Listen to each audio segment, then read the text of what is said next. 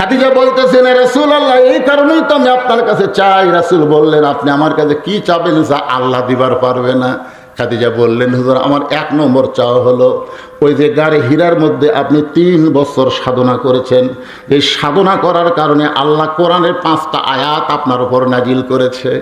আপনি যখন কোরআন শরীফ পড়তে পারতেছিলেন না, ফেরেশতা জিবরাইল আপনাকে বুকের সঙ্গে জাপটে ধরেছে। রাহে মাহফুজ থেকে, আরশ থেকে আল্লাহ তাআলা তাওয়াজ্জু দিয়া কোরআনের 5টা প্রথম আয়াত আল্লাহ আপনার উপর নাজিল করেছে। আপনি গাড়ি হীরা থেকে ফিরে আসার পরে আপনার গায়ে যে জুব্বাটা ছিল, যেই জুব্বা পরা অবস্থায় আপনি হীরা গুহায় সাধনা করেছেন, এই জুব্বাটা খুলে যত্ন করে আপনি রাইখা দিয়েছেন। আমার বড় লোভ হয়েছে নবী গো, ওই জুব্বাটা আমি যখন মরে যাব তখন আমার কাফনের কাপড় হিসাবে দিয়ে দিবে। ওগো আল্লাহর নবী, আমার 2 নম্বর চাওয়া হলো আপনার পবিত্র হাত দিয়া আমার দেহখানা আপনি কবরের ঘরে নামায় দিবেন। আমার 3 নম্বর চাওয়া হলো কবরে মাটি দিয়ে সবাই যখন চলে যাবে, এমন সময় আল্লাহ 2টা ফেরেশতা কবরের মধ্যে পাঠিয়ে দিবে। ওই ফেরেশতা 3টা প্রশ্ন করবে। এই 3টা প্রশ্নের উত্তর আমি খাদিজা দেওয়ার মতন কোনো সাহস শক্তি নাই। আমার পক্ষ থেকে এই 3টা প্রশ্নের উত্তর আপনাকে দেওয়া লাগবে। এই 3টা চাওয়া যদি আপনি পুরা করেন, তাহলে ওই অন্ধকার কবর নিয়ে আমি আর খাদিজা কোনোদিন কান্নাকাটি করব না। সঙ্গে সঙ্গে আল্লাহর নবী খাদিজাকে বুকের মধ্যে নিয়ে কপালে আবার একটা চুমু দিয়ে বললেন, খাদিজা, ওই আল্লাহর শপথ করে বলতেছি, আমার আগে যদি আপনার মৃত্যু হয় তাহলে আপনার 3টা চাওয়াই আমি পুরা করব ইনশাআল্লাহ। এখানে নবী কিন্তু একটা কথা কি বলছেন, যে আমার আগে যদি আপনার মৃত্যু হয়। এই কথার দ্বারা নবী বুঝাইলেন কে কখন মরবে এটা আল্লাহর নবীও জানে। জোরেগান জানে। নবী কেন বললেন আমার আগে যদি আপনার মৃত্যু হয় তাহলে 3টা চাওয়া পুরা করব, তাও কার ইচ্ছায়? জোরেগান কার ইচ্ছায়? ইনশা বলছে নবী যে তুমি যদি মরে যাও তোমার 3টা চাওয়া আমি পুরো করবো, এ কথা বলছে। কথাটা সাইজ দেখেন, আমার আগে তুমি যদি মরে যাও বা আপনি যদি মরে যান আপনার 3টা চাওয়া আমি পুরো করবো ইনশাআল্লাহ। মা খাদিজা দুনিয়া থেকে বিদায় নিলেন। যখন মা খাদিজা দুনিয়া থেকে বিদায় নিলেন, এমন সময় খাদিজার পেট থেকে 4টা মেয়ে আল্লাহ নবীকে দান করেছেন। খাদিজার পেট থেকে 4টা মেয়ে নবীকে আল্লাহ দান করেছেন। খাদিজার পেট থেকে যেই মেয়েটা বড় তার নাম হলো জয়নাব। খাদিজার পেট থেকে যেই মেয়েটা সবচাইতে আগে জন্ম নিয়েছে তার নাম হলো জয়নাব। এরপরে যে মেয়েটা জন্ম নিল তার নাম হলো রোকেয়া। এরপরে যে মেয়েটা জন্ম নিল তার নাম হলো কুলসুমা। আর সর্বশেষে যে মেয়েটা জন্ম নিয়েছে তার নাম হলো খাতুনে জান্নাত ফাতেমা। খাদিজা দুনিয়া থেকে বিদায় নেওয়ার পরে নবী লক্ষ্য করে দেখে 3টা মেয়ে কাঁদতেছে। জয়নাব, রোকেয়া, কুলসুমা 3টা মেয়ে কাঁদতেছে, কিন্তু কান্নার সাইজ ভিন্ন। হাউমাউ করে কাঁদতেছে, মা মরে গেল, মা কোথায় পাবো রে, এরকম চিল্লা চিল্লি করে কাঁদতেছে। কিন্তু সবচাইতে ছোট মেয়েটার দিকে নবী লক্ষ্য করে দেখে তার চোখ দিয়ে পানি পড়তেছে, কিন্তু তার জবানের কোনো শব্দ নেই। সে কাঁদতেছে, চোখের পানি পড়তেছে, কিন্তু জবান থেকে কোনো শব্দ বিলাপ করতেছে না। এমন সময় আল্লাহ নবী বললেন, ফাতেমা, তোমার মা দুনিয়া থেকে বিদায় নিয়েছে, তোমরা সবাই কান্নাকাটি করতেছো। এরকম শুধু কানলে হবে না মা, তুমি একটু আমার কাছে চলে আসো। 4টা মেয়ের মধ্যে নবী ছোট মেয়ে ফাতেমাকে নবীর কাছে ডাকলেন। কাছে ডাকার পরে বললেন, ফাতেমা, তোমার মা দুনিয়া থেকে বিদায় নেওয়ার সময় আমাকে ওসিয়ত করেছে। তোমার মা দুনিয়া থেকে বিদায় নেওয়ার সময় আমাকে ওসিয়ত করেছে, এই ওসিয়ত পালন করা লাগবে। ওসিয়ত পালন করা হলো ওয়াজিব। ওসিয়ত পালন করা কি? ফাতেমা বলতেছেন, বাবা, আমার মা কি ওসিয়ত করেছে? বলে 1 নম্বর ওসিয়ত হলো, 1 নম্বর ওসিয়ত হলো তুমি তোমার মাকে গোসল করাতে হবে। তোমার মাকে গোসল করানোর সময় অন্য কেউ তোমার সঙ্গে থাকতে পারবে না। 2 নম্বর ওসিয়ত হলো তোমার মাকে কাফনের কাপড় পরাতে হবে। এই কাফনের কাপড় পরানোর সঙ্গে তোমার সঙ্গে কেউ থাকতে পারবে না। ফাতেমা বললেন, বাবা আমার আরো 3টা বোন আছে, তাদেরকে বাদ দিয়ে আমি একা একা মাকে যদি গোসল করাই, মাকে যদি কাফনের কাফন পরাই, তাহলে আমার 3টা বোন তো মন খারাপ করবে। আল্লাহ রাসূল বললেন, কে কি করলো সেটা দেখলে হবে না, ওসিয়ত পালন করা হলো ওয়াজিব। সুবহানাল্লাহ বলেন। তাহলে মরার আগে খাদিজা যদি ওসিয়ত করতে পারে, আমরা নবীর উম্মত হিসাবে কি ওসিয়ত করতে পারি কি পারি না? জোরে কোন পারি কি পারি না? কি ওসিয়ত করবেন? এদের সরকারি গোরস্থান তৈরি করতেছেন, আপনাদের 1 নম্বর ওসিয়ত হলো কোনো বেনামাজি যেন কবর খুঁড়বার না পারে। পারবেন? এই ওসিয়ত করতে পারবেন? এই গোরস্থান কমিটি যারা কবরস্থান তৈরি করবেন, তাদের 1 নম্বর ওসিয়ত হলো কোনো বেনামাজি যেন কবর খুঁড়বার না পারে। কারণ যে নামাজ পড়ে না, বাইনাল আবদি ওয়াল কুফরি তরকুস সালাত, বান্দার কাফেরের মধ্যে পৃথক করার জিনিসটার নামই হলো নামাজ। যে নামাজ পড়ে সে আল্লাহর বান্দা, যে নামাজ পড়ে না সে হলো কাফের। আপনি একজন মুসলমান হয়ে আপনার কবর কাফের খুঁড়ুক, এটা আপনি চান? তাহলে মরার আগে ওসিয়ত করবেন কোনো বেনামাজি আমার কবর যেন না খোঁড়ে। কিন্তু আজকে বাংলাদেশে কবর খোঁড়ে কারা? খালি বেনামাজি একেবারে। আমাদের এলাকায় গোটা গোরস্থানের কবর খোঁড়ার চুক্তি নিচ্ছে ওরা 5 জন। কেউ মরলি ওরা তাই বলে, ভাই আমরা কবর খোঁড়বার যাচ্ছি, আমাকে 5 প্যাকেট সিগারেট দাও। ওরা আবার 5 প্যাকেট সিগারেট নিয়ে গোরস্থানের দিকে যাচ্ছে, যাই কবরে কোদাল মারতেছে তার মতো একটা, যাই কবর দাগ দিয়ে দেখে দিচ্ছে ওই আবার একটা টানতেছে, যাই মাটি তুলতেছে ওর মুখত একটা, যাই বসে থাকে গোয়েন্দারি করতেছে ওই একটাও টানতেছে।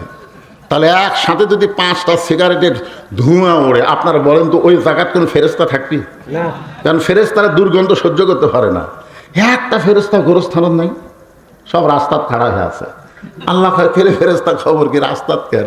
আল্লাহ কিন্তু সবই দেখতেছে, ধরে কেন ঠিক কিনা, কে রাস্তাত কেন? আল্লাহ যে হারে সিগারেট টানতেছে, এই বিড়ির দুর্গন্ধে আমরা আর ধারও থাকতে পারতেছি না। আপনি কি মনে করতেছেন যে ব্যক্তি বিড়ি খায় ওর ঘরের মধ্যে ওর বালিশের দুর্গন্ধ আছে না নাই? ওর গায়ের খেতার দুর্গন্ধ আছে না নাই? ওই ঘরে সব কিছু দুর্গন্ধ। তাহলে 5 প্যাকেট সিগারেট খাতে খাতে কবর খুলেছে, কবরের কাঁচা মাটির মধ্যে সিগারেটের গন্ধ আছে না নাই? কবরের দেওয়ালের মধ্যে সিগারেটের গন্ধ লাগে কি লাগে? তারপরে কবরের মাটির মধ্যে সিগারেটের গন্ধ আছে। মাটি দিয়ে সবাই যখন চলে গেছে বুঝলেন, তখন ওই 2 ফেরেস্তা কবরের মধ্যে ঢুকছে নাক ধরে। আল্লাহর হুকুম ঢোকাই লাগবে, বুদ্ধি কি? নাক ধরে ঢুকছে, দুর্গন্ধ, সব দুর্গন্ধ হয়ে আছে। আর মাথার চুল ধরে টানে তুলছে, কে রে? এই তখন ভাই আপনারা কারা? কয় আমরা মুনকিন নাকি। তো মুনকিন নাকি 3টা প্রশ্ন করা বাদ দিয়ে চুল ধরে আমার তুললে, এই প্রশ্ন পরে হবে, আগে তোর কবর খুনলো কে তার কথা কয়। দুনিয়াতে ভালো মানুষ ছিল না? তুই দুনিয়াতে একটা ভালো বাড়ি করার জন্য ভালো মিস্ত্রি খুঁজিস, 3 তলা 4 তলা বাড়ি করবি, যেমন তেমন মিস্ত্রি তোর হয় না, ভালো মিস্ত্রি লাগে। দুনিয়ার বাড়ি থাকতে পারবি না, তার যদি ভালো মিস্ত্রি খুঁজিস, তাহলে যেই কবরে 50,000 বছর থাকবি, সেই কবর বানানোর জন্য ভালো মিস্ত্রির দরকার আছে না নাই? দরকার আছে না নাই?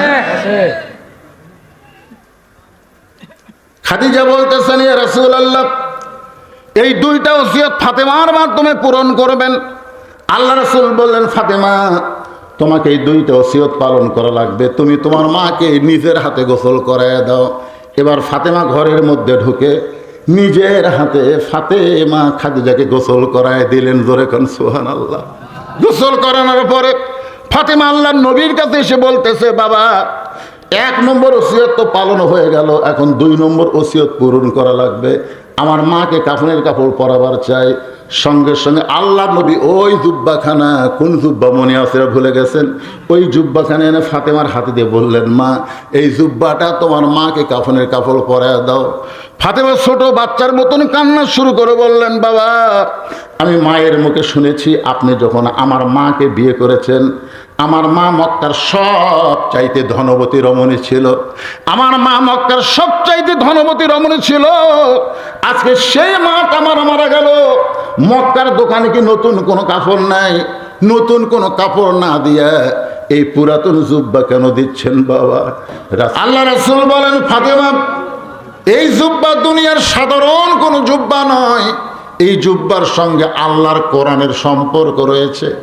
এই জন্যই তোমার মা দুনিয়া থেকে বিদায় নেওয়ার আগেই আমাকে বলেছে, স্বামী গো, ওগো আল্লাহর নবী, 1 নম্বর চাওয়া হলো ওই গারে হীরার মধ্যে দীর্ঘ 3 বছর সাধনা করার পরে আল্লাহ যে কোরআনের 5টা আয়াত আপনার প্রতি নাজিল করেছে, কোরআনের প্রথম যে 5টা আয়াত, কয় আয়াত?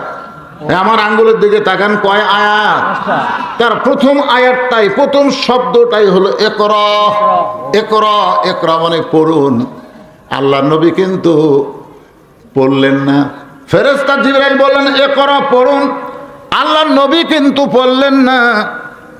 ফেরেশতা জিবরাইল বলতেছে, আল্লাহ আপনার নবীকে পড়তে বলি, কিন্তু নবী তো পড়ে না। আল্লাহ বললেন নবীকে বুকের সঙ্গে চাইপা ধরো। ফেরেশতা জিবরাইল আল্লাহ নবীকে বুকের সঙ্গে একটা চাপ দিলেন। আরশে আজিম থেকে আল্লাহ তাআলা নবীর প্রতি তাওয়াজ্জু দেওয়ার সঙ্গে সঙ্গে নবীর জবান থেকে বের হওয়া শুরু হলো, ইকরা বিইসমি রাব্বিকাল্লাযী খলাক। এমন পড়া নবী পড়তে চায় যে পড়ার মধ্যে আল্লাহ আছে, আল্লাহ ছাড়া পড়া নবী পড়বার চায় না। জোরে কান সুবহানাল্লাহ। তাহলে আল্লাহ নবী যেই পড়ার মধ্যে আল্লাহ আছে, জোরে কান কি আছে? সেই পড়াটাই নবীর উম্মতদেরকে পড়তে হবে। সেই পড়াটাই পড়ার কারণ আল্লাহ রাসূল বলেছেন, খায়রুকুম মান তাআল্লামাল কোরআনা ওয়া আল্লামা। ওই ব্যক্তির চাইতে দামি উত্তম কোনো ব্যক্তি নাই যে ব্যক্তি আল্লাহ রাস্তা, আল্লাহর কোরআন পড়ে এবং কোরআনের শিক্ষা দেয়। আমরা যতগুলো মানুষ এখানে বসে আছি, আমরা শুধু কোরআনের ওয়াজ শুনবো না, আল্লাহর কোরআনকে আমরা ধারণ করব, কোরআনকে ধরবো। জোরে কোন কথা ঠিক কিনা? কথা বলেন, কোরআন ধরার দরকার আছে না নাই? কোরআন নাজিলের মাস রমজান মাস বিদায় হয়ে গেল, যেই রাতে আল্লাহ কোরআন নাজিল করেছে 1000 মাসের চাইতে উত্তম বলা হলো। আর সেই কোরআন যাদের জন্য নাজিল করা হলো তাদেরকে উত্তম হওয়া লাগবে। রেহাল থাকার, কোরআন রেহালের উপরে থাকার কারণে রেহালের দাম বেশি। সেই কোরআনকে আমরা গ্রহণ করতে চাই। একটু মনোযোগ দেন। সঙ্গে সঙ্গে ফাতেমা জুব্বাখানা নিয়ে মায়ের দ্বিতীয় ওসিয়ত পালন করার জন্য ঢুকতেছেন।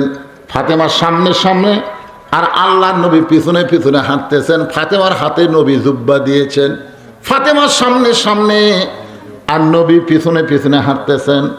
অথচ আল্লাহর কোরআনের মধ্যে আল্লাহ বলেছেন, আমার নবী যখন রাস্তা নিবে তখন নবীর সামনে কেউ যাবার পারবে না। আমার নবী যখন কথা বলবে, নবীর কথা বাদ দিয়া অন্য কাউকে কথা বলা যাবে? কথা বলেন না কেন? নবী যখন রাস্তা চলবে, নবীর সামনে কেউ যাওয়া যাবে না। আল্লাহ নবী যখন কথা বলবে তখন নবীর কথা বন্ধ করে অন্য কেউ কথা বলতে পারবে না। এটা আমার কথা না, এটা হলো আল্লাহর কথা। তার নবী যখন যাচ্ছে, নবীর সামনে কে যাচ্ছে? ফাতেমা। এখন বলেন তো, আল্লাহ বলেছে নবীর সামনে অন্য কেউ যাওয়ার পারবে না, কিন্তু ফাতেমা যাচ্ছেন না। আল্লাহ নবী ফাতেমাকে যাবার হুকুম করতেছেন। এই হুকুম করার পেছনে কারণ হলো, ফাতেমাকে আল্লাহর নবী শুধু মেয়ে মানতেন না, ফাতেমাকে মায়ের মতো সম্মান করতে। একদিন আল্লাহ নবী মসজিদ নববীতে বসে, নবীর 2 উরাতের উপরে নবীর 2টা নাতি বসে আছে। একটা নাতি হলো হাসান, একটা হলো হুসাইন। আল্লাহ নবী বলে, রে আমার সাহাবীরা, তোমরা কি বলতে পারো আমার মেয়ে কয়টা? আমার কয়টা মেয়ে তোমরা কি জানো? আপনারা বলেন তো, নবীর কয়টা মেয়ে? সাহাবীরা জানে কি জানে না? হুজুরে কারণ জানে কি জানে না? তখন আবু বকর বলতে, তো হুজুর আপনার কয়টা মেয়ে? আমরা জানলেও বলবো না, আপনি আমাদের বলেন, আমরা শুনতে চাই। কারণ আমাদের বলার চাইতে আপনার কথা শোনা আমাদের বেশি জরুরি। আল্লাহ নবী বললেন, তাহলে শোনো, জয়নাব হলো আমার বড় মেয়ে, রোকেয়া হলো আমার মেজো মেয়ে, কুলসুমা হলো আমার ছোট মেয়ে। সমস্ত সাহাবেরা চিন্তা করে, নবী 3টা মেয়ের কথা বলে। সাহাবেরা বললেন, হুজুর আর একবার বলেন। আল্লাহ রাসূল বললেন, আমার বড় মেয়ে হলো জয়নাব, মেজো মেয়ে হলো রোকেয়া, ছোট মেয়ে হলো কুলসুমা। সাহাবেরা বলে, হুজুর আপনি আর একবার বলেন। নবী বললেন, বলার পরেও 12 শুনতে চাও? আমার বড় মেয়ের নাম হলো জয়নাব, মেজো মেয়ের নাম হলো রোকেয়া, ছোট মেয়ের নাম হলো কুলসুমা। সঙ্গে সঙ্গে হাসান হোসেন দুই ভাই নানার উড়ার থেকে উঠে বলতে আমরা বাড়ির যাই, আমরা বাড়ির যাই। আল্লাহ নবী বলতেছেন কেন যাবে ভাই?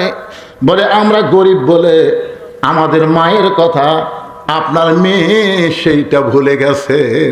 আমাদের মা যে আপনার মেয়ে এই কথা আপনি ভুলে গেছেন। আপনার সাহাবেরা বারবার শুনতে চায় আপনি 3টা পর্যন্ত বলেন, কিন্তু আমাদের গরিব মায়ের কথা আপনি কেন বলেন না?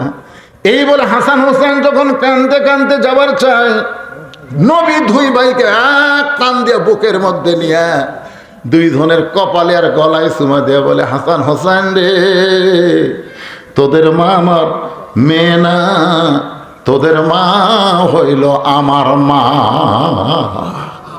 যেই বলছে তোদের মেয়ে, তোদের মা আমার মেয়ে না, তোদের মা হলো আমার মা, সাহাবীরা বলতেছেন ইয়া রাসূলুল্লাহ, ফাতেমা আপনার মা কেমনে হলো? এই কথা কি আপনি আমাদের শোনাবেন না? আল্লাহ রাসূল বললেন তাহলে শোনো। তাইফের ময়দান থেকে রক্তমাখা শরীর নিয়ে আমি যখন মক্কায় ঢুকলাম, মক্কায় ঢোকার পরে মক্কায় আমি তো লক্ষ্য করে দেখি আমার দরদের চাচা আবু তালেব দুনিয়াতে নাই, আমার দরদের বিবি খাদিজা দুনিয়াতে নাই। আমার মক্কায় কে দরদের আছে? আমি যখন ঘরের মধ্যে ঢুকলাম, একসঙ্গে 3টা মেয়ে ঘরের মধ্যে ঢুকলো। আমার বড় মেয়ে জয়নাব, মেজো মেয়ে রোকেয়া, কুলসুমা, 3 মেয়ে ঘরের মধ্যে ঢুকে বলতেছে, বাবা আপনি তাইফে কেন গেলেন? বাবা আপনি কি জানেন না তাইফের মানুষ হলো নিষ্ঠুর, এত পাথর মারছে, আপনার দেহ রক্তাক্ত হয়ে গেছে, আপনি এই কষ্ট কেমনে সহ্য করবেন? আল্লাহ রাসূল বলে, সাহাবীরা রে, আমার 3টা মেয়ে বারবার বলতেছে এই কষ্ট আপনি কেমনে সহ্য করবেন। এই কথাগুলো বলে যখন আর 3 জন বের হয়ে যায়, এরপরে আমার ছোট মেয়ে ঘরের মধ্যে ঢুকে দরজা বন্ধ করে দেয়। আল্লাহ রাসূল বলেন, ফাতেমা সবাই চলে যাওয়ার পরে তুমি ঘরে ঢুকে দরজা বন্ধ করলে কেন মা?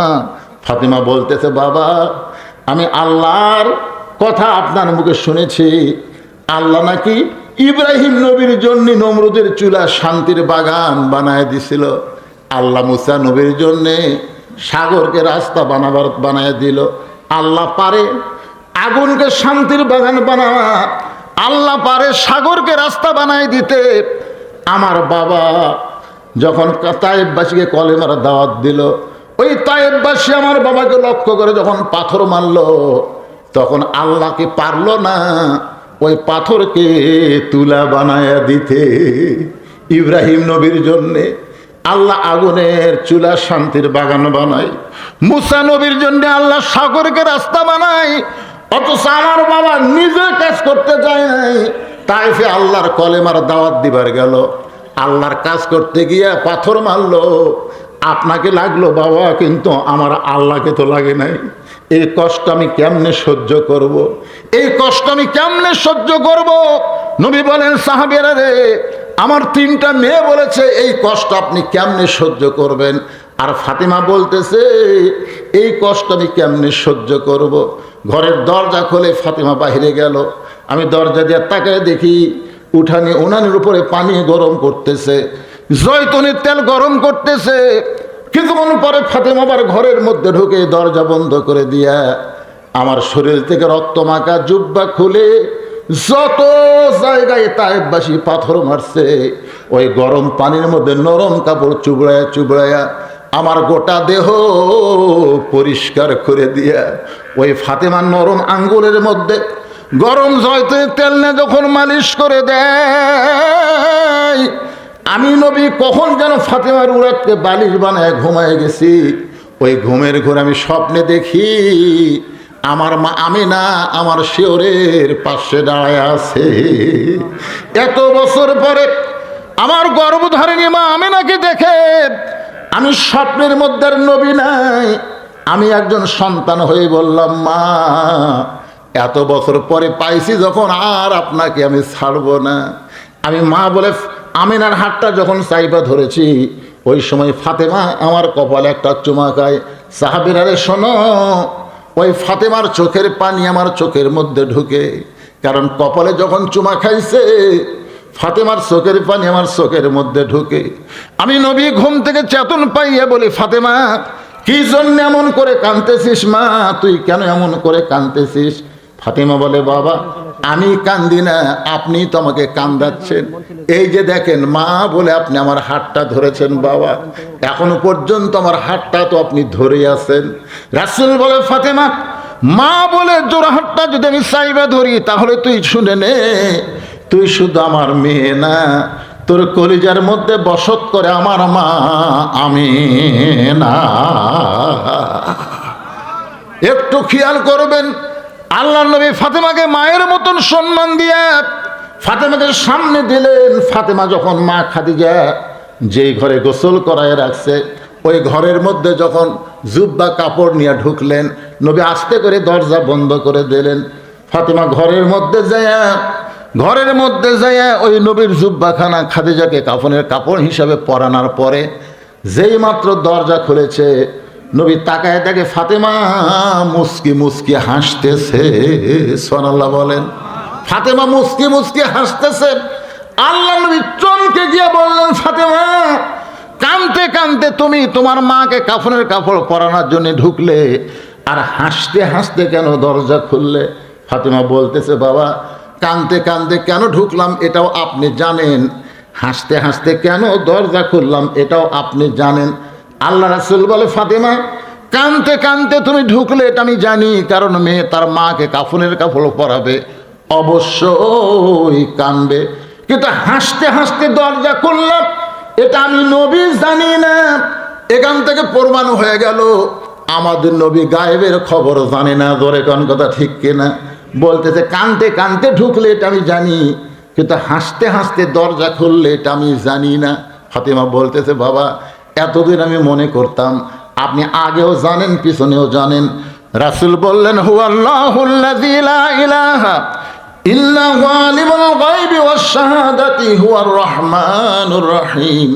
এই আয়াতের মাধ্যমে আমরা সূরা হাশরের শেষ দিন আয়াত তেলাওয়াত করি। ধরে কোন কথা ঠিক কিনা? এই আয়াতের মধ্যেই কিন্তু আমরা বলে দেই একমাত্র গায়েবের মালিক কে। আরো ধরে বলেন গায়েবের মালিক কে? রাসূল বলে, কাঁদতে কাঁদতে তুমি ঢুকলে এটা আমি জানি, কারণ মেয়ে মাকে কাফনের কাপড় পরাবে, অবশ্যই কাঁদবে, কিন্তু হাসতে হাসতে দরজা খুললা এটা আমি জানি না। ফাতেমা বলে, বাবা যদি না জানেন তাহলে আপনি বসেন, আমি আপনাকে জানাবার চাই। আল্লাহর নবী ঘরের দরজায় বসে পড়লেন। এবার ফাতেমা বলতেছেন, বাবা শোনেন, আমি আপনার জুব্বা নিয়ে আমার মাকে যখন কাফনের কাপড় পরাবার গেছি তখন আমি নজর করে দেখতে পাই। নজর দেখা আর নজর দুইটা এক না। অনেক লোক কিন্তু বলে ওই লোকটার নজর লাগছে, কারণ দুই চোখ দিয়ে দেখা, এটার নাম হলো দেখা। প্রত্যেকটা মানুষের মুমিনদের আর একটা চোখ আছে। আল্লাহ রাসূল বলেছেন, ইত্তাকু ফিরাসাতাল মুমিনিনা ফাইন্নাহু ইয়ানজুরু বিনুরিল্লাহ। আমরা কিন্তু তালের মাথায় বলে ফেলেছি খাটের দাম বেশি, সোফার দাম বেশি না রেহালের দাম বেশি। আমরা কিন্তু সবাই তালের মধ্যে বলে ফেলেছি রেহালের দাম বেশি। কিন্তু এখনই যদি আপনাদের বলা হয় এই রেহালটা নিয়ে ওই খাটটা দাও, তখন কেউ বলবে আমরা দিব না। সবাই কিন্তু বলবে না ভাই দিবি না কেন, তুই না এখনই বললি রেহালের দাম বেশি। এরা তালের মাথা বলে ফেলে দিছি। আমরা বাংলার মুসলমান, তালের মুসলমান, আমরা জাতের মুসলমান এখনো হবার পারি না। ধরে কোনো কথা ঠিক কিনা? ভাইজান রেহালের দাম বেশি কেন হলো? রেহালের সাথে কোরআনের সম্পর্ক। কিন্তু বাজারে যদি আপনি রেহাল কিনবার চান তাহলে দেখবেন একটা রেহালের দাম 200 টাকার বেশি হবে না। একটা খাট কিনবার গেলে ভালো ধরনের খাট 20,000 টাকার নিচে পাবেন না। একটা সোফা কিনতে গেলেও 20,000 লাগবে। তাহলে বর্তমান বাংলাদেশের বাজারে খাটের দাম 20,000, সোফার দাম 20,000, আর রেহালের দাম কয়শো? 200। এজরে বলেন কয়শো? আজকে আমাদের বাংলাদেশের আলেম ওলামাদেরকে মানুষ রেহালের মতন দাম কয়, কিন্তু আসল জায়গার দাম দেয় না। ধরে কোন কথা ঠিক কিনা? হুজুরা খুবই দামি রে, হুজুরা খুব দামি। দামিটা কোন জায়গায়? মসজিদের মধ্যে। মসজিদের মধ্যে হুজুর যদি কোরআনের হাফেজ হয়, সাধারণ একটা আলেম হয়, জুমার দিনে যদি ওই মসজিদে এমপি সাহেব জুমার নামাজ পড়বার আসে, আপনারা বলেন তো আপনাদের গ্রামের কোনো লোক বলবে এমপি সাহেব এত দামি আজকে এমপি সাহেব নামাজ পড়া, এই কথা কি কেউ বলবে? বরং সবাই বলবে এমপি লাইন ওর দাঁড়ান, আর হুজুর আপনি সামনে যান, হুজুর আপনি সামনে যান। আপনারা বলেন তো, যে ব্যক্তি পিছনে থাকে তার দাম বেশি না যে সামনে যায় তার দাম বেশি? আসলে সামনে যিনি গেছে তার দাম বেশি না, যিনি এমপি হয়েছেন তারই দাম বেশি, আর সামনে যিনি গেছেন তার সম্মান বেশি। তাও আবার জায়গা মতো, সব জায়গা লয়, একটা এরিয়ার মধ্যে। কথা কন না কেন? এরিয়ার মধ্যে। কার মধ্যে? এরিয়ার মধ্যে। এরিয়ার মধ্যে ভাইরে, এরিয়ার মধ্যে যখন কেউ ঢোকে তখন বুঝবার পরে কে দামি কে কম দামি। হ্যাঁ, আমরাও তো এরিয়াটাই আল্লাহ দিছি। সবাই লোক দেয় শাহাদত আঙ্গুলে, আশহাদু আল্লা ইলাহা ইল্লাল্লাহ। কোন সূরা ওই শাহাদতের মধ্যে আপনি আত্মাহিত পড়ার সময় বলেন না আশহাদু আল্লা ইলাহা? এটাতে কি সাক্ষী দিচ্ছেন? কয় আল্লাহ। আবার এই আঙ্গুল দিয়ে আপনি কি বলতেছেন? ও যে জায়গা দেখতেছেন না হুজুর, এটা আমারই হুজুর। ওই সাইডে যেটা ওটাও আমার। ওই সামনে পুকুর পুষ্করি যা দেখতেছেন সবই আমার হুজুর। ওই সাইডে যা দেখতেছেন আমার বাপ ভাইয়ের। এলাকার মধ্যে পাও দেওয়ার জায়গা কারু নেই। তো সবই যদি তোমাকে হয় আল্লাহর, তাহলে হুজুর আল্লাহটা দেখতে গেলে 2 মিনিট হাঁটা লাগবে হুজুর।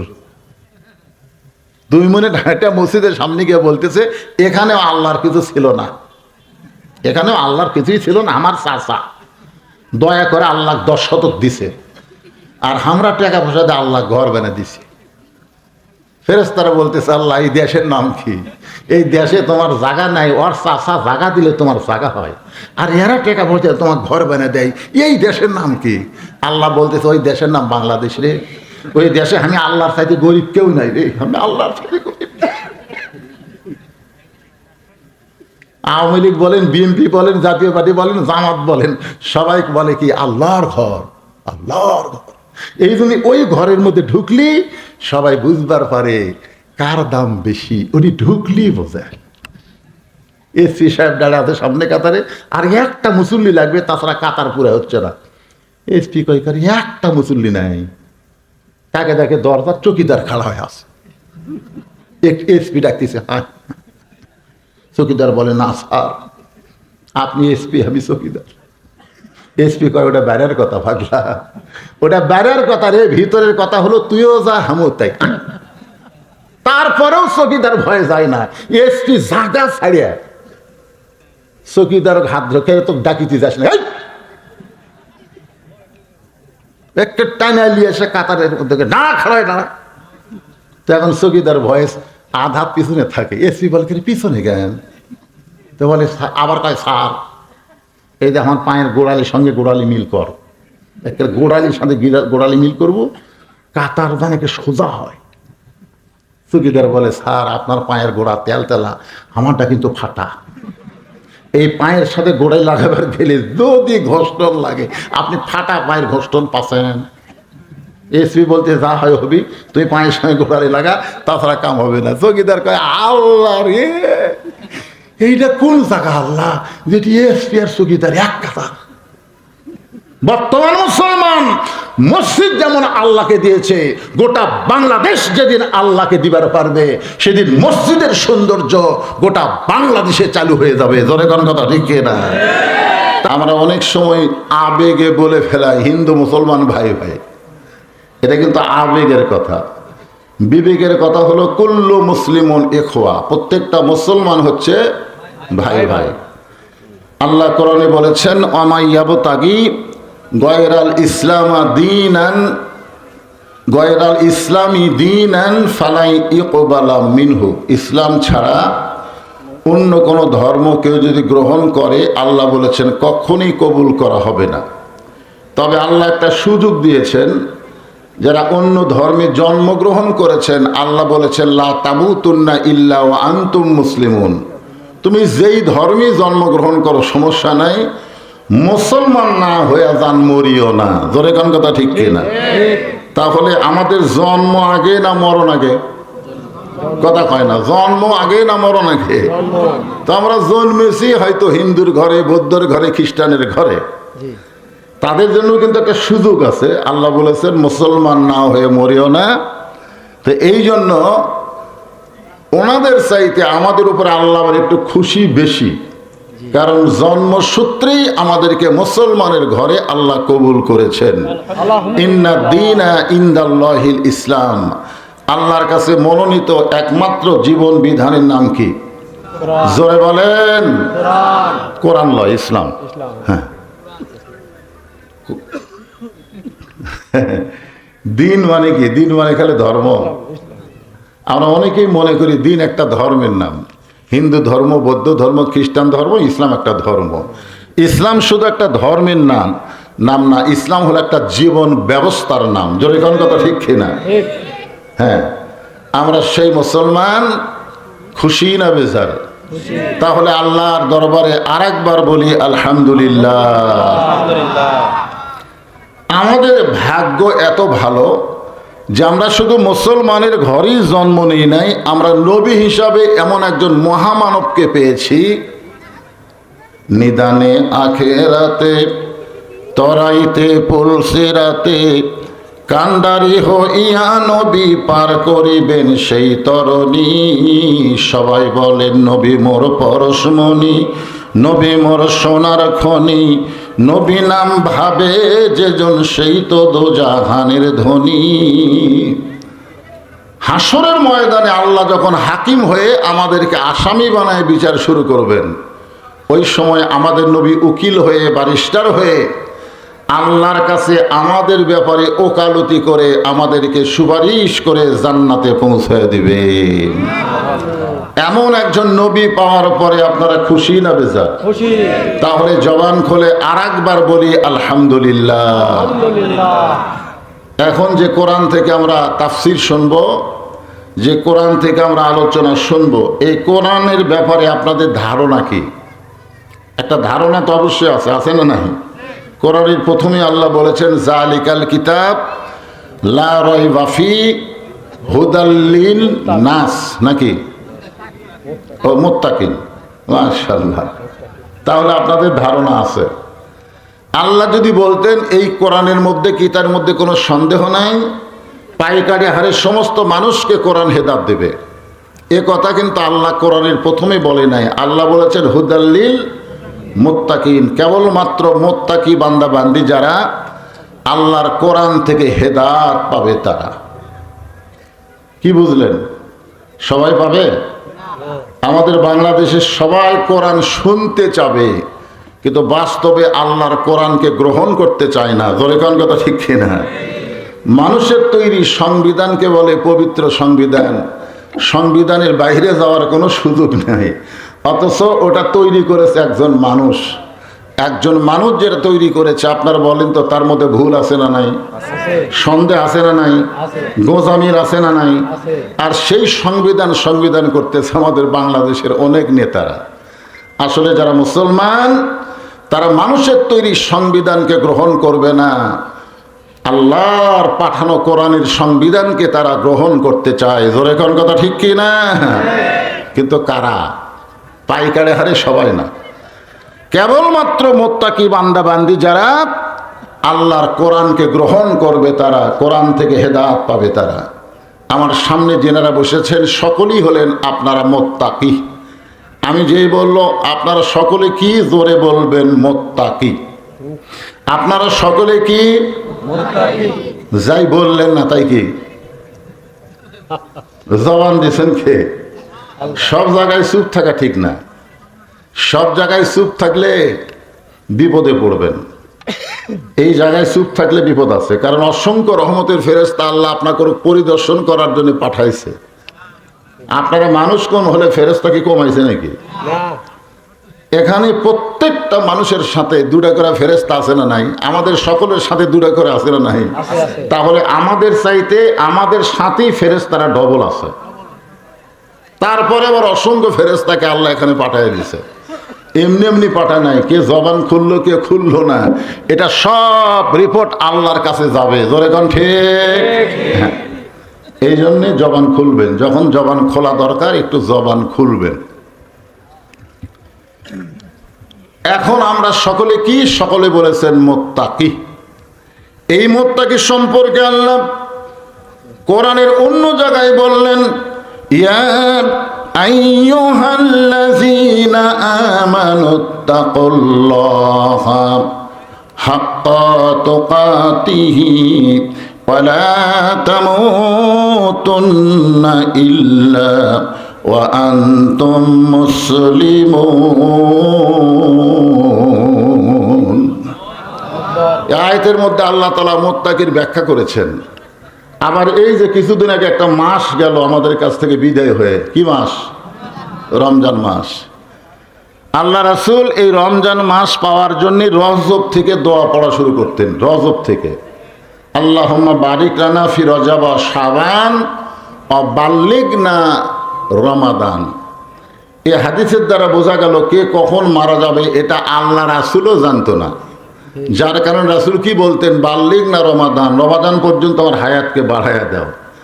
তাহলে যেই পবিত্র মাস পাওয়ার জন্যে আল্লাহ রাসূল আল্লাহর কাছে হায়াত চাইছে, আর সেই পবিত্র রমজান মাস আমাদের কাছ থেকে কিন্তু বিদায় হয়ে গেছে। জোরে কোন ঠিক কিনা? এই রমজান মাসকে লক্ষ্য করে আল্লাহ বলেছেন, ইয়া আইয়ুহাল্লাযীনা আমানু কুতিবা আলাইকুমুস সিয়াম কামা কুতিবা আলাল্লাযীনা মিন ক্বাবলিকুম লাআল্লাকুম তাত্তাকুন।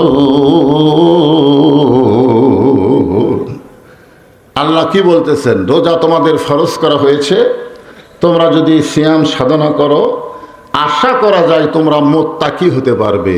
কি হতে পারবে? কথা কয় না। লাআল্লাকুম তাত্তাকুন মানে আশা করা যায় তোমরা মুত্তাকি হতে পারবে। কোরআন থেকে হেদায়েত নিতে গেলে কি হওয়া লাগবে? কথা কয় না, কি হওয়া লাগবে? তাহলে রমজান মাসে আমরা কি ছিলাম? আমি দেখলাম এক ব্যক্তি উযু করে মুখত পানি দিছে, মুখত পানি দেওয়ার পরে ওই নিচের দিকে তাকায় ওয়াক ওয়াক করতেছে। আমি বললাম, ভাই কি হয়েছে? বলে, হুজুর উযু করার সময় মনে হয় এক ফোঁটা পানি আমার গলার মধ্যে ঢুকছে, মনে হয়। আপনার বলেন তো, অনিচ্ছাকৃত যদি একটা ফোঁটা পানি তার গলার মধ্যে ঢুকে যায় তার কি রোজা ভঙ্গ হবে? রোজা তো ভঙ্গ হবে না। তারপরেও এ ওয়াক ওয়াক করে কি বুঝাচ্ছে? দুনিয়ার কেউ দেখেনি পানি যে এক ফোঁটা ভিতরে ঢুকছে, ওরা দেখছে কে? আপনারা বলেন তো, ইফতারের টাইমের 5 মিনিট আগে কেউ যদি আপনাকে 5,000 টাকা দিয়ে বলে, ভাই ইফতারের 5 মিনিট আগে তুই ইফতার কর, আপনারা করবেন? টাকা আমরা যার ভয় রোজা রাখতেছি তিনি যে সময় ইফতার করার হুকুম করেছেন তার 1 মিনিট আগে আমরা করব না। বলেন তো কারো ভয়ে? তাহলে রমজান মাসে রোজা থাকা অবস্থায় আমরা না দেখা আল্লাহকে এত ভয় করছি, কিন্তু রোজার মাস চলে যাওয়ার পরে আমাদের খবর কি? বলেন, আর খবর আছে? আর কোনো খবরই নাই। কি বুঝলেন? রমজান মাসে আমরা মুত্তাকি কেন হলাম? এই রমজান মাসে আল্লাহ কোরআন নাজিল করেছে।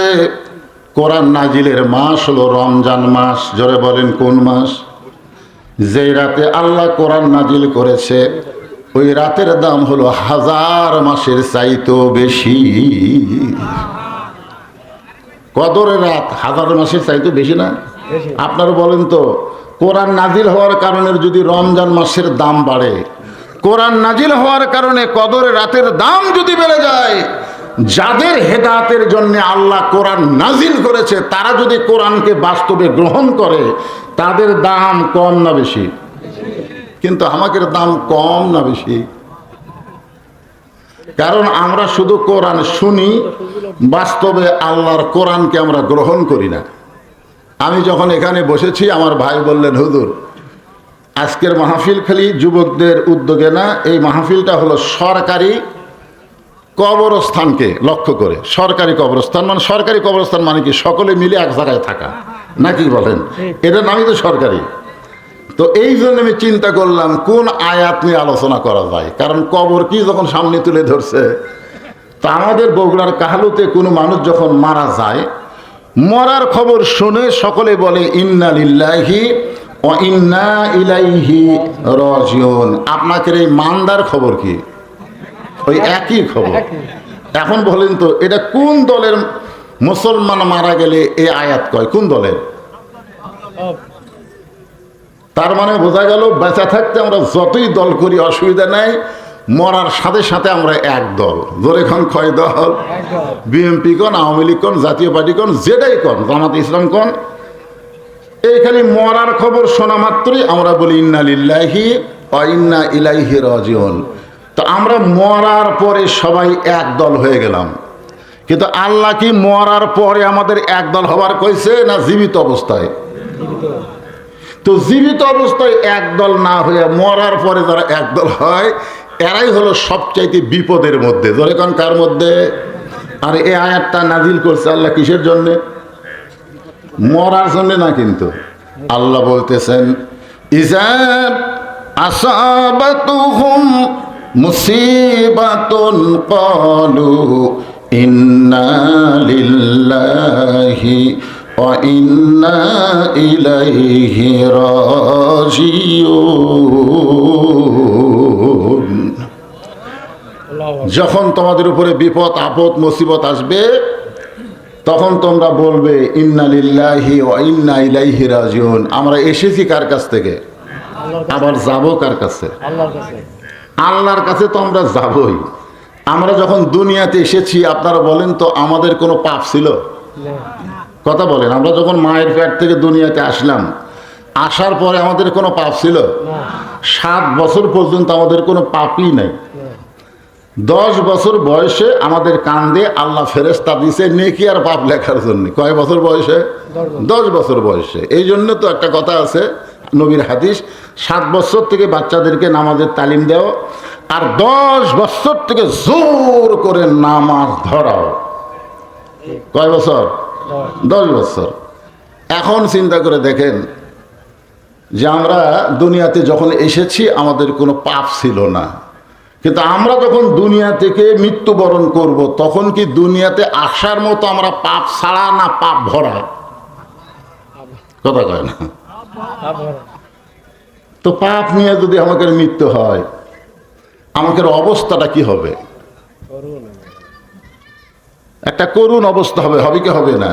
এই জন্য আমি আপনাদের সবাইকে নিয়ে পাপ ছাড়া, অর্থাৎ যেভাবে দুনিয়াতে এসেছি সেভাবেই যেন আমরা মরতে পারি, এটাকে সামনে নিয়ে কবরকে আপনাদের সামনে আজকে উপস্থাপন করা হবে।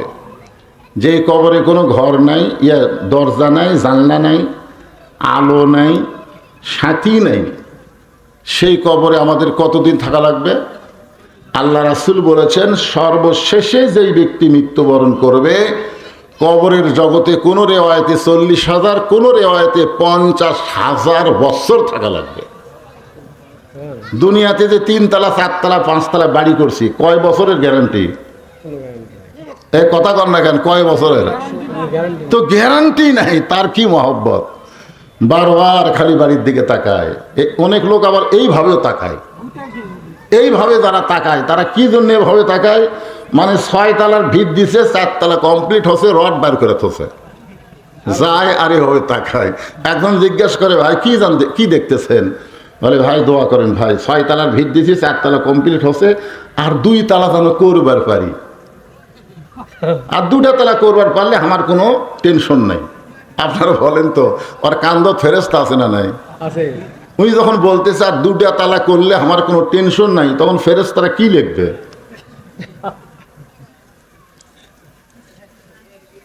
তখন ফেরেশতারা বলবে পাগলা তুই যতই উপর দিকে তাকা তোর জায়গা উপর দিকে না, তোর জায়গা হলো নিচের দিকে। 1 তালাও না, নিচ তালা। ধরে কোন তালা? নিচ তালাও না। মাশাআল্লাহ। একটু চিন্তা করে দেখেন, আমাদের সবাইকে কিন্তু যাওয়া লাগবেই।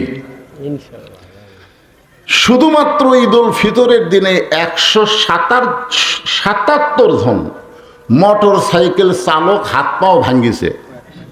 তার মধ্যে যে কয়টা মরবি আল্লাহ ভালো জানে।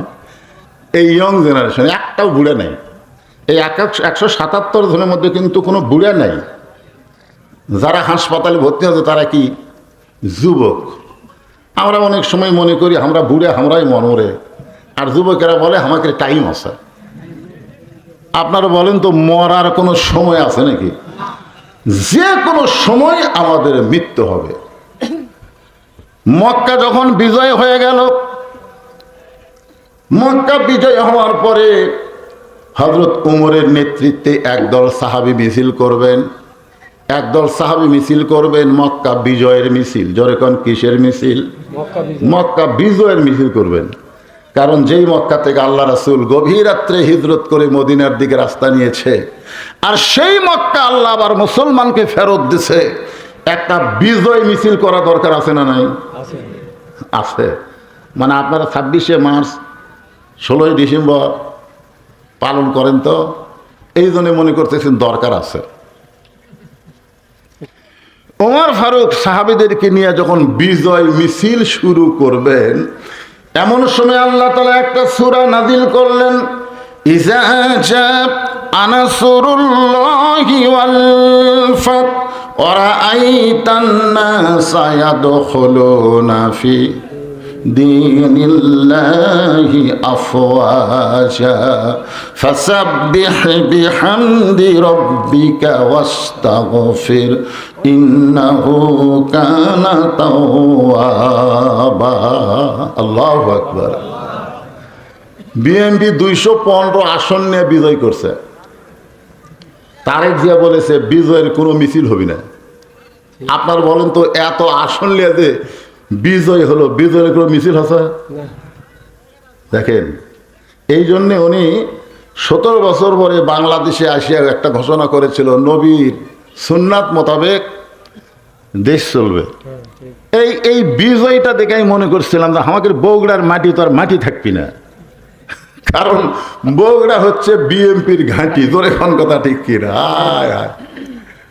আমি চিন্তা করলাম, আমার বউকে বললাম দরজা জানলা যা আছে আজকাল সাইজ করে আটকা থো, কারণ আমি কিন্তু অন্য দলের লোক। কথাটা বুঝতে না?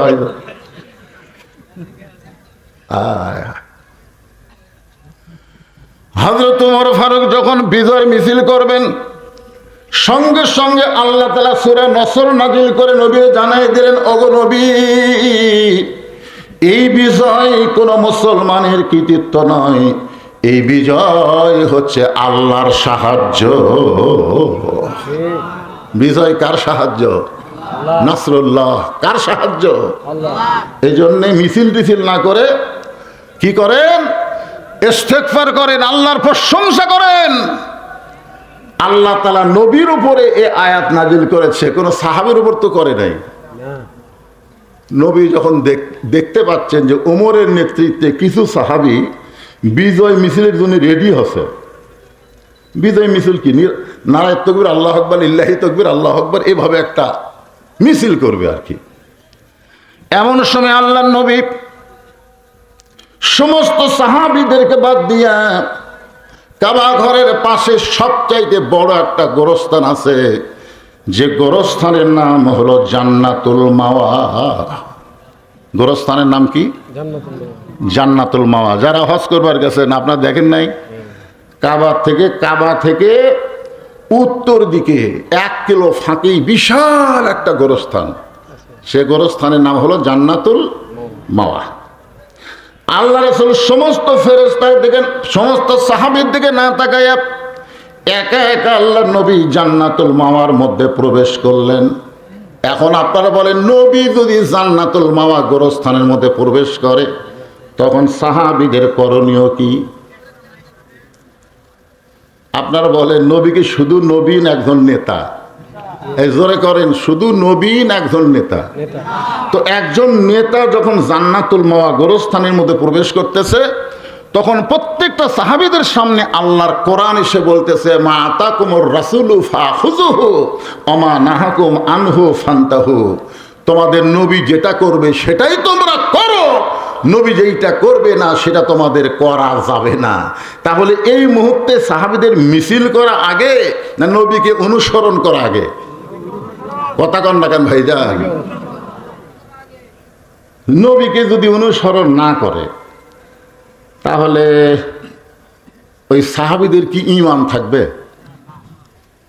যত নামি দামি সাহাবী হোক, নবীকে অনুসরণ করতেই হবে। এ কথা কার? আল্লাহ কোরআনে বলেন, কুল ইন কুনতুম তুহিব্বুনাল্লাহ ফাত্তাবিউনি ইউহিব্বুকুমুল্লাহ ওয়া ইয়াগফির লাকুম যুনুবাকুম ওয়াল্লাহু গফুরুর রহিম। আল্লাহু আকবার। ওগো নবী, আপনি বলে দেন, কেউ যদি আমি আল্লাহকে পাওয়ার চাই, আমি আল্লাহকে ভালোবাসতে চাই, আমি আল্লাহকে যদি ভালোবাসতেও চাই, তাহলে তাদের 1 নম্বর কাজ হচ্ছে ফাত্তাবিউনি, আপনাকে অনুসরণ করা। আপনাকে অনুসরণ করলে ইউহিব্বুকুমুল্লাহ, আমি আল্লাহ তাদেরকে ভালোবাসবো। শুধু ভালোই বাসবো না, ইয়াগফির লাকুম যুনুবাকুম, তাদের জীবনের সমস্ত গুনাহ খাতা আমি আল্লাহ মাফ করে দিয়ে দেব। এখন আপনারা বলেন, সাহাবীরা নবীকে অনুসরণ করছে, আমরা কি করব না? আমরা যদি আল্লাহর কাছে মাপ চাই, তাহলে নবীকে অনুসরণ করার দরকার আছে না নাই? অনুকরণ না, অনুসরণ। খুব খেয়াল করবেন। আল্লাহর নবী যখন জান্নাতুল মাওয়া গোরস্থানের মধ্যে ঢুকলেন, প্রত্যেকটা সাহাবী নবীকে অনুসরণ করে ওই জান্নাতুল মাওয়া গোরস্থানের মধ্যে ঢুকলেন। আপনারা বলেন তো, গোরস্থানের মধ্যে কোনো হইচই করা যাবে? এজরকান যাবে নাকি? নবী চলতে চলতে একটা কবরের পাশে গিয়ে নবী দাঁড়ায় গেলেন।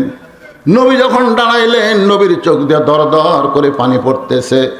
নবীর কান্না দেখে আবু বকর, ওমর ফারুক, ওসমান আলী সবাই কিছুই বুঝতে পারলেন না। হঠাৎ একজন আনসার সাহাবী, মদিনার আনসার সাহাবী বললেন, ইয়া রাসূলুল্লাহ, এই যে কবরের পাশে দাঁড়ায় আপনি কাঁদতেছেন, এইটা কার কবর? আমরা আপনার কাছে জানতে চাই। ওগো আল্লাহর নবী, এতগুলা কবর, হাজার হাজার কবর জান্নাতুল মাওয়ার মধ্যে, কোন কবরের পাশে আপনি দাঁড়ালেন না। আপনি যেই কবরের পাশে দাঁড়ায় কাঁদতেছেন, এই কবরটা কার?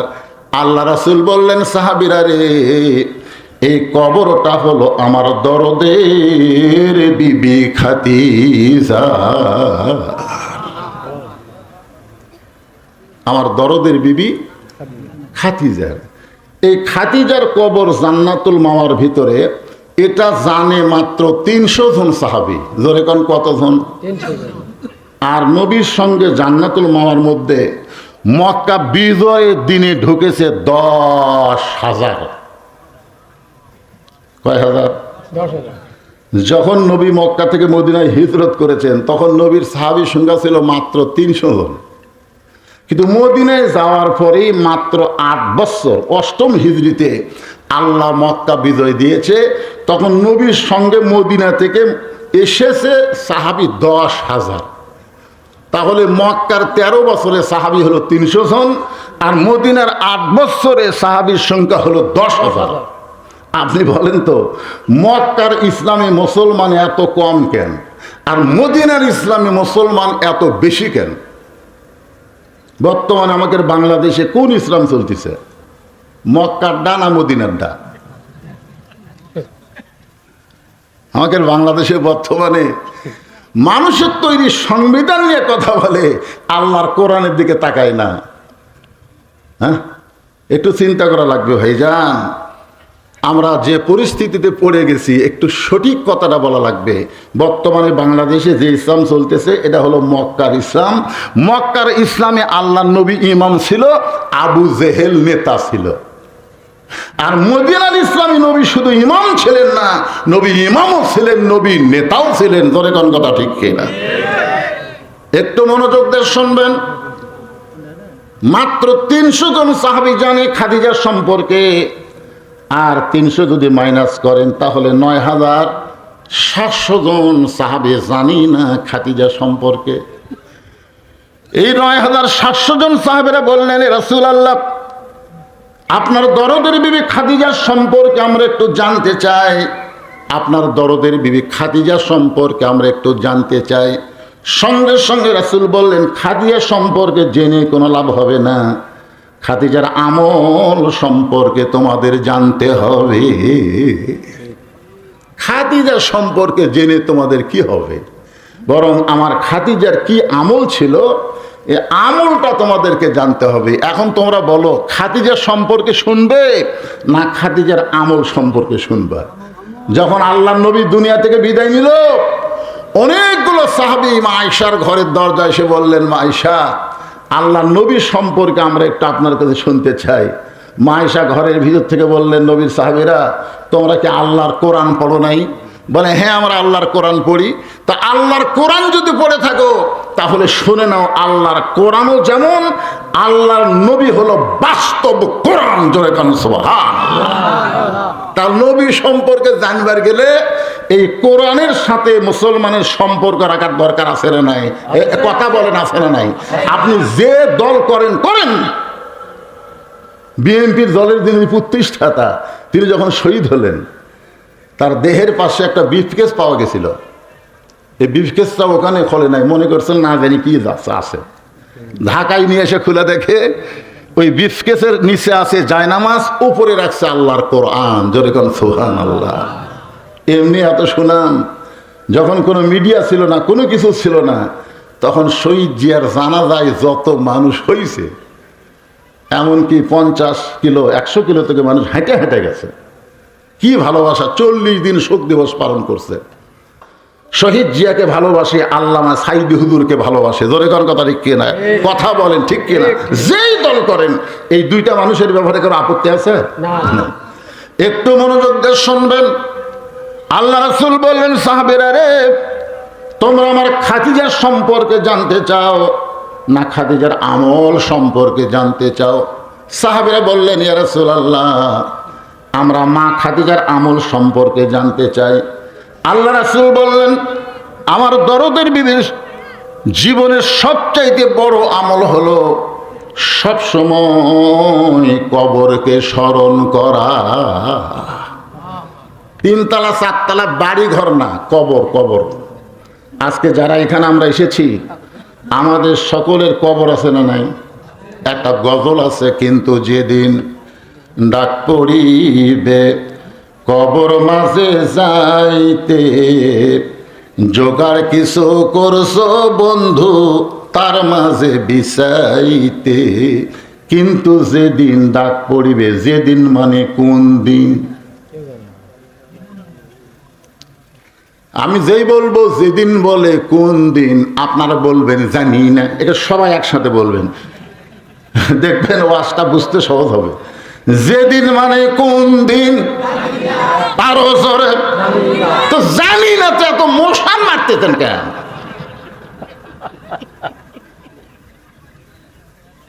জানেন না? ঈশার নামাজ না পড়ে কারা কারা ওয়াজ শুনতেছেন, জানেন না তো? ফজর পর্যন্ত আপনি বাঁচবেন, তার গ্যারান্টি দেওয়ার মতো একটা মানুষ দাঁড়ান তো কেউ নাই। যুবকেরা, যুবক হয়েছ, তোমরা কোরআনের মাহফিল করতেছ, তোমরা আমাকে বলে, হুজুর আপনি নামাজ পড়বেন না? আমাকে বলতেছে। আমি বললাম, ভাই আমি তো মুসাফির হয়ে গেছি, যাই নামাজ দাও। আমি নামাজ পড়লাম, তোমরা কি পড়ছো? যুবক যারা মাহফিল করতেছে, আমি তোমাদেরকে বলতেছি, তোমরা কি এশার নামাজ পড়ছা? তোমরা কি ভাবতেছো যে হুজুর বুড়া হয়ে গেছে, হুজুর তাড়াতাড়ি মরবি, আর আমরা যুবক আছি, আমরা এখন মরবো না?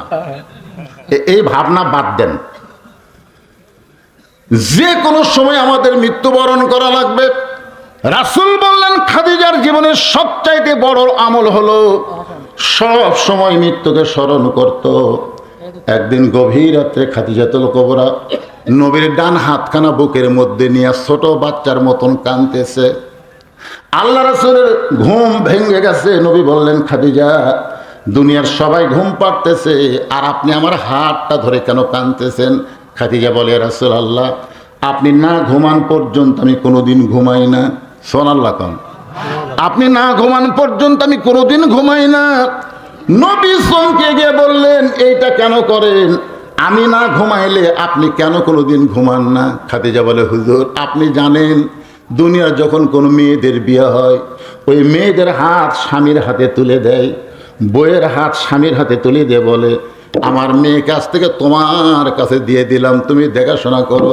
কিন্তু আল্লাহর নবী, আপনি জানেন, আপনার সঙ্গে যখন আমার বিয়ে হলো, তখন আমার হাত দুইটা আপনার হাতের উপর তুলে দেওয়ার কোনো মানুষ দুনিয়াতে ছিল না, বরং আপনার দুইটা হাত আপনার চাচা আবু তালেব আমার হাতে তুলে দিয়ে বললেন, খাদিজা, আজ থেকে আমার ইতিমের দায়িত্ব তোমাকে দিয়া দিলাম। শিশুকালে মইরা গেছে মা, গর্ভে থাকতে মরছে পিতা, নবী চোখে দেখলেন না।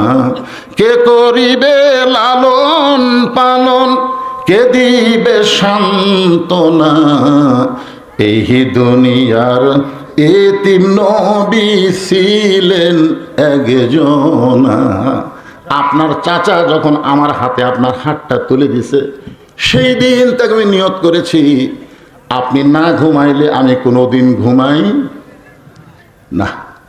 আপনি যখন ঘুমায় গেছেন, আমি ঘুমের প্রস্তুতি নেওয়ার জন্য একটা দোয়া আছে, ঘুমের প্রস্তুতি নেওয়ার জন্য একটা দোয়া আছে না নাই?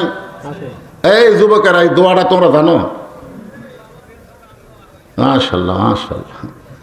আজকাল যুবকেরাই সব মোবাইল পায়, এরকে দোয়া আছে, এরা কানের মধ্যে হেডফোন দিয়ে ঘুমায়।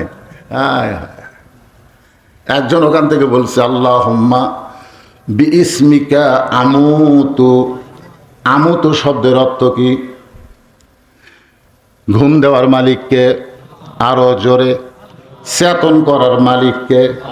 আপনি ঘুমায় গেলেন, আল্লাহ যদি আপনাকে আর চেতন না করে, দুনিয়ার কোনো মানুষ ডাইকা আপনাকে চেতন করতে পারবে না। হতে পারে আজকের ঘুমটাই আমার জীবনের শেষ ঘুম। এই জন্য ঘুমের প্রস্তুতি নেওয়া লাগবে।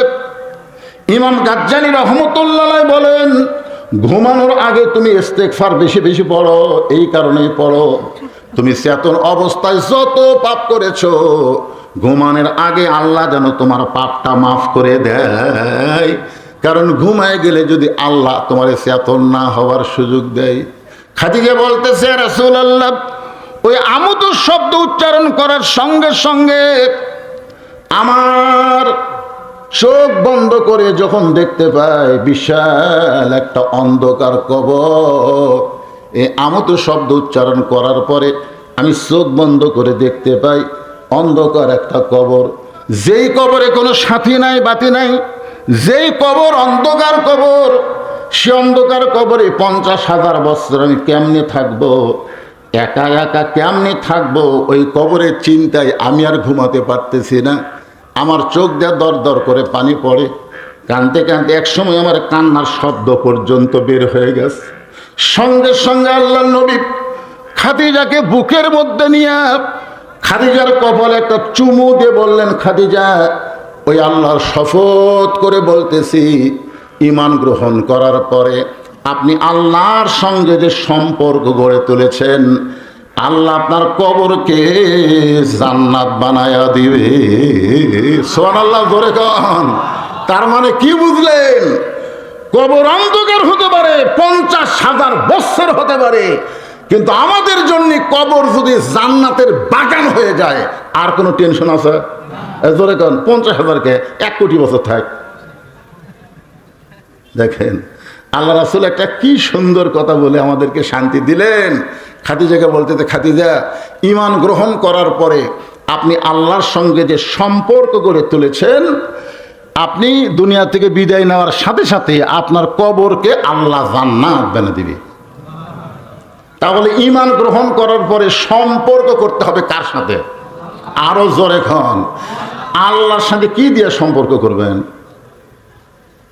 হ্যাঁ, কি দিয়ে? আমার দয়াল বাবার দরবারেতে কেউ ফিরে না খালি হাতে। ও কি লেখছেন ভাই? তোকে কোন দেখি তো ইলে এখন করে ভাই।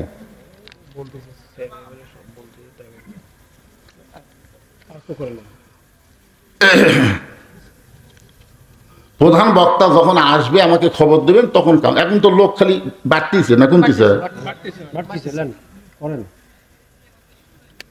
এই ফাঁক ফুঁক বন্ধ করে একটু বসেন তো, পিছন দিয়ে খেলে ওরা বিছনায় ভিজাচ্ছিল, ভাড়া লাগা বাড়ি টাকা লাগবে রে। আসেন এই ফাঁকা ফাঁকা জায়গা করে, লড়েন না কেন? লড়েন না কেন? তো আস্তাই করতেছি কার? আমার মা গুলো যদি ঠিক হয়ে যায়, মরদ গুলো ঠিক হতে বাধ্য হয়ে যাবে। জোরে কোন কথা ঠিক না? হ্যাঁ, এই জন্য একটু সামনে সামনে আগে বসেন, একটু জিকির করেন লা ইলাহা ইল্লাল্লাহ, লা ইলাহা ইল্লাল্লাহ, জোরে লা ইলাহা, লা ইলাহা ইল্লাল্লাহ মুহাম্মাদুর রাসূলুল্লাহ। আল্লাহ রাসূল কি বলেছেন শোনেন। আল্লাহ রাসূল খালি খাদিজার জন্য ওয়াজ করতেছেন, আমাদের জন্য। 10,000 সাহাবীর সামনে রাসূল বলতেছেন, আমার খাদিজার জীবনের শ্রেষ্ঠ আমল, সে শ্রেষ্ঠ আমল সম্পর্কে আজকে আমি ইন্নালিল্লাহ দিয়ে আপনাদেরকে শোনাইতেছি। যেই ব্যক্তি মরা লাগবে কিন্তু মরার কথা মনে নাই, ওই ব্যক্তি দুনিয়াতে সবচাইতে বড় বিপদে আছে। জোরে কোন কথা ঠিক না? এই আয়াতটা হলো বিপদ আপদের মুসিবতের আয়াত। প্রতি ধাপে ধাপে মরার চিন্তা করা লাগবে। মরার চিন্তা করলে 215 আসন লিয়ে বিএনপি ক্ষমতাতে আসে যদি মনে করে কি হনুরে, এরকম চিন্তা কিন্তু হাসিনাও করছিল। হাসিনার চামচারা বলে দিয়েছিল 41 সালের আগে নামাইকে। আল্লাহ কয় 41 লাগবে না, 24-এর মধ্যে খালি নামা লয়, পলিয়া যাওয়া লাগবে। জোরে কোন কথা ঠিক কিনা? হ্যাঁ, একটা আমল খালি স্মরণ করেন, মরার কথা খেয়াল করেন, ওই মানুষের দ্বারা কোনোদিন মাস্তানি হবে না। হবে? নিজের দিকে আঙ্গুল দেখায় বলে আমাকে চিনিস, আমি কার দল করি তুই জানিস, তুই কার দল করিস? মানুষের দল করে অহংকার করো না, আল্লাহর দল করলে তুমি দেখাবার পারো যে আমি আল্লাহর দল করি। জোরে কোন কথা ঠিক কি না? মানুষের দল করো নিয়ে আবার অহংকার মারাও। একটু মনোযোগ দিয়ে শুনবেন। আল্লাহ রাসূল বললেন, খাদিজা ঈমান গ্রহণ করার পরে আপনি আল্লাহর সঙ্গে যে সম্পর্ক গড়ে তুলেছেন, আপনি দুনিয়া থেকে বিদায় নেওয়ার সাথে সাথে আল্লাহ আপনার কবরকে জান্নাত বানায়া দিবে। এখন আপনারা বলেন, ঈমান গ্রহণ করার পরে আল্লাহর সঙ্গে সম্পর্ক করতে গেলে যে আমলটা আমাদের করাই লাগবে, যে আমল না করলে আমাদের ঈমানই থাকবে না, সেই আমলটার নামই হলো নামাজ। যারা বলেন নাম কি? আরো জোরে কন। কিন্তু মা খাদিজা যখন দুনিয়া থেকে বিদায় নিয়েছে, তখন কিন্তু নামাজ আসে নাই। নামাজ এসেছে নবুয়তের 10ম বৎসরে, মিরাজ দিয়া নামাজ আইছে। কিন্তু আল্লাহ তাআলা মিরাজের 2.5 মাস আগে খাদিজাকে দুনিয়া থেকে বিদায় করে নিয়েছে।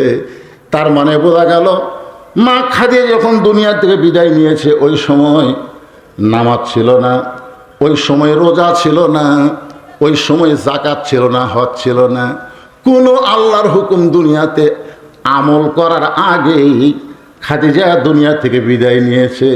এরপরও আল্লাহ রাসূল কেমনে বললেন, ঈমান গ্রহণ করার পরে আপনি আল্লাহর সঙ্গে যে সম্পর্ক গড়ে তুলেছেন, আল্লাহ আপনার কবরকে জান্নাত বানিয়ে দিবে। এই সম্পর্কের নাম হলো আত্তাকুল্লাহ, এই সম্পর্কের নাম হলো হাক্কা তুকাতিহি। এই সম্পর্কের নাম কি? আত্তাকুল্লাহ। ভয় করতে হবে কার?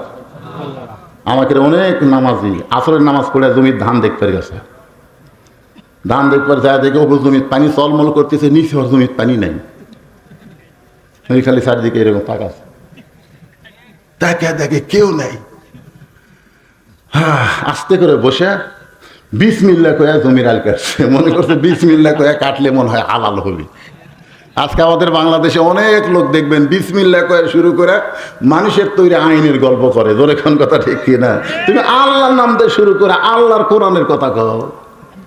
বিসমিল্লাহ রহমানির রহিম কাক দিয়ে শুরু করলো, ওই মনে করছে বিসমিল্লাহ করলেই হালাল হবে। বিসমিল্লাহ কয়ে জমির আল কাটছে, কাটা ওই পানি দিয়ে আবার হাত ধোছে, ধুয়ে দাঁড়ায় চারিদিকে লক্ষ্য করে বলতেছে আলহামদুলিল্লাহ, কেউ দেখেনি। শুকর আদায় করতেছে কার? আল্লাহ। কেউ দেখেনি। আপনারা বলেন তো, লোকটার নামাজ আছে কিন্তু কি নাই? কার ভয় নাই? আরো ধরে বলেন। তাহলে মা খাদিজা যখন দুনিয়া থেকে বিদায় নিয়েছে, ওই সময় নামাজ ছিল না, ওই সময় ছিল ভয় কার? আল্লাহ নবী বললেন, খাদিজা দুনিয়া থেকে বিদায় নেওয়ার পরে আল্লাহ আপনার কবরকে জান্নাতের বাগান বানায় দেবে। সঙ্গে সঙ্গে খাদিজা নবীর হাতটা বুকের মধ্যে নিয়ে বলে, রাসূলুল্লাহ, আপনার কাছে যদি আমি কিছু চাই আপনি কি আমারে দিবেন না? আল্লাহ নবী বললেন, নাউজুবিল্লাহ, নাউজুবিল্লাহ, নাউজুবিল্লাহ। তিনবার নবী নাউজুবিল্লাহ বললেন। খাদিজা বললেন, হুজুর, আপনার কাছে যদি কিছু চাই, এই কথা শোনার পরে আপনি তিনবার নাউজুবিল্লাহ বলেন কেন? আল্লাহ রাসূল বলে, খাদিজা, ঈমান গ্রহণ করার পরে আল্লাহ ছাড়া অন্য কারো কাছে চাওয়া জায়েজ। জোরে বলেন, ইয়াকা নাবুদু ওয়া ইয়াকা নাস্তাইন। আমরা যখন নামাজ পড়ি সূরা ফাতিহার কি বলি? আল্লাহ, তোমার গোলামি করি, তোমার কাছে আমরা সাহায্য চাই। এমনকি নবীর কাছেও সাহায্য চাওয়া যাবে। এই জন্য আল্লাহ রাসূল বলেন, খাদিজা, আপনি আমার কাছে কি চাবেন? আপনি যা চাবেন আল্লাহর কাছে চান। খাদিজা বলে, হুজুর, আমি যে জিনিসটা চাইবো সে জিনিসটা যদি আল্লাহর না থাকে তাহলে আল্লাহ কেমনে দিবে? নবী চুমকে দেয়া বলে, খাদিজা, আল্লাহর নাই এ কথা মুসলমান বলতে পারে না। খাদিজা বলতেছে, হুজুর, আমাদের আছে, আল্লাহর নাই। এ ব্যাপারে অনেক দৃষ্টান্ত আমি দিবার পারি। আল্লাহ রাসূল বললেন, তাহলে দৃষ্টান্ত দেন। সঙ্গে সঙ্গে খাদিজা বলতেছে, কুলহু আল্লাহু আহাদ আল্লাহুস সামাদ লাম ইয়ালিদ ওয়া লাম ইউলাদ ওয়া লাম ইয়াকুল লাহু কুফুয়ান আহাদ। এই সূরা ইখলাস একবার বললে 10 পারা কোরআন পড়ার সওয়াব পাওয়া যায়। সুবহানাল্লাহ। আপনারা বলেন তো, এই সূরা ইখলাসের মধ্যে আল্লাহর নাই এমন কথা আছে না নাই? আল্লাহর বাপ কথা কয় না, আল্লাহর মাও, আল্লাহর সন্তান, আল্লাহর মৃত্যু, তাহলে তো আল্লাহর অনেক কিছুই নাই। খাদিজা বললেন, ইয়া রাসূলুল্লাহ, মনে করেন আপনার সঙ্গে আমার বিয়ে হয় নাই, গভীর রাত্রে যদি আল্লাহর কাছে আমি কান্দি, আল্লাহ, খাদিজার পেটে একটা বাচ্চা দাও, খাদিজার পেটে একটা বাচ্চা দাও, আপনি বলেন তো আমার পেটে কি আল্লাহ বাচ্চা দিবে? রাসূল বললেন, দিবার পারবে কিন্তু দিবে না। আল্লাহ তোমাকে বাচ্চা পেটে দিবার পারবে কিন্তু দিবে না। একজনকে আল্লাহ স্বামী ছাড়া বাচ্চা দিয়েছিল, তার নাম হলো মরিয়ম। আর এই মরিয়মকে বাচ্চা দেওয়ার কারণে জনগণ জাকারিয়া নবী ধরে মারছে। ধরে এখন কথা ঠিক কিনা? জাকারিয়া কিন্তু মরিয়মের আপন খালু ছিল। তারপরে জনগণ সন্দেহ করে তারা যখন পিটন দিল, একসময় রাগ করে জাকারিয়া বললেন, আল্লাহ, কাম করলে তুমি আর পিটন খাচ্ছি আমি। মরিয়মের পেটের মধ্যে বাচ্চা দিছে কে? আরো জোরে বলেন, কে দিছে? কিন্তু পিটন খাই কে? জাকারিয়া বলতেছে, আল্লাহ, কাম করলে তুমি আর পিটন খাই আমি। আল্লাহ নবী বললেন, জাকারিয়া, কিয়ামত পর্যন্ত আর হবে না। আমি আদমকে তৈরি করেছি বাপ মা ছাড়া, আর ঈসারে পাঠাইলাম বাবা ছাড়া। কিয়ামত পর্যন্ত পুরুষের স্পর্শ ছাড়া কোনো নারীর পেটে আর বাচ্চা হবে না। কিয়ামত পর্যন্ত পুরুষের স্পর্শ ছাড়া কোন নারীর পেটে আর বাচ্চা আসবে না। আল্লাহ রাসূল বললেন, ইয়া রাসূলুল্লাহ,